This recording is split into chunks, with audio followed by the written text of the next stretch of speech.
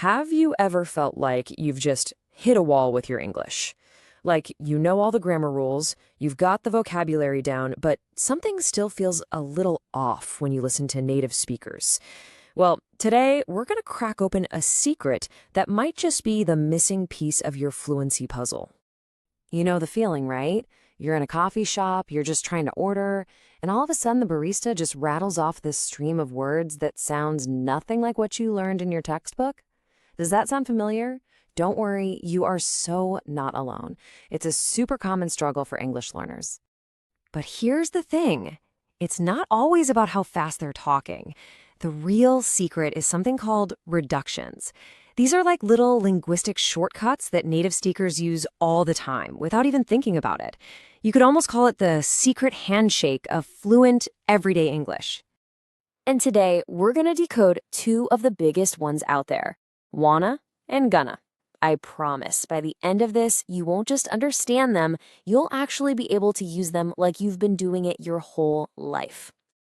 Okay, so a quick heads up before we dive in. We are not talking about the kind of English that's going to help you ace your next grammar exam. No, we're talking about real-world English. You know, the stuff you hear in your favorite shows on Netflix and in pop songs. This is the secret sauce that'll make you sound less like a textbook and way more like a native speaker. All right, let's kick things off with a total classic, wanna. You've definitely heard this in countless songs and movies, but did you know there are some hidden rules that decide how you can use it? Let's get into it.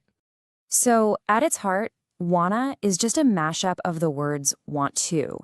So a sentence like, I want to go home just becomes, I want to go home. Easy enough, right? Well, hold on, because there's a little twist coming. So wanna works perfectly with I, you, we, and they. You can totally say things like, you want to grab a coffee, or they want to watch a movie. That is all 100% natural. But this is where it gets a little tricky.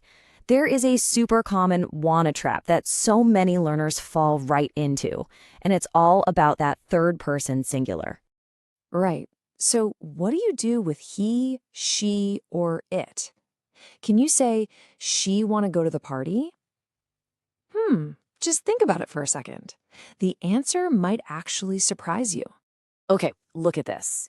In the third person, you'd normally say, she wants to, right? Well, that little S sound at the end of wants is super important. It has to go somewhere. So instead of just dropping it and saying wanna, all the sounds blend together to become wanna. It's a really subtle difference, but it's a big deal. So instead of she wanna, you'd actually say she wants to go home, or he wants to get a new job.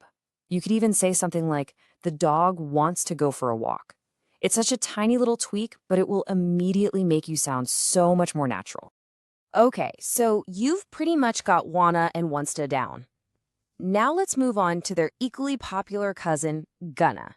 And with gonna, there is one golden rule that you absolutely, positively cannot forget. So gonna, as you probably know, is just the cool, casual way of saying going to. But the catch is, the biggest mistake people made with gonna has nothing to do with what it means. It's all about the grammar. Any ideas what it might be? Come on, be honest. Have you ever said something like, I gonna go to the store? Hey, don't worry, we've all been there. But it's a classic mistake, and it's because you're missing one tiny but absolutely essential word. The secret ingredient here is the verb to be. You just can't have gonna without its trusty sidekick am, is, or are. Seriously, think of it like a package deal. They always have to go together. So I gonna go magically transforms into I'm gonna go. And she gonna do it becomes she's gonna do it. You see, it's such a small change, but believe me, it is a total game changer for your fluency. That tiny little verb makes all the difference in the world. So you've got the grammar down pat, but wait, we're not quite done yet. If you really want to sound native, we need to talk about pronunciation, especially when we get back to that tricky third person again. This reveals a really subtle but super powerful pronunciation secret. When you say he's or she's, the S on the end actually sounds more like a buzzing Z sound. Just listen. She's gonna go. He's gonna be late. But when you say it's that sharp, crisp S sound, kind of like a snake. It's gonna rain. It is a super tiny detail, but nailing it will make your accent sound incredibly authentic. Whew, okay, that was a lot to take in, I know. But trust me on this, mastering these little details is going to give your conversational English a massive, massive upgrade. Let's just do a quick recap to make sure it all sticks. So here are the golden rules, right? Use wanna for most people, but want stuff for he, she, and it. Remember that gonna always, always needs that to be verb as its partner. And don't forget that buzzing Z sound in she's and he's.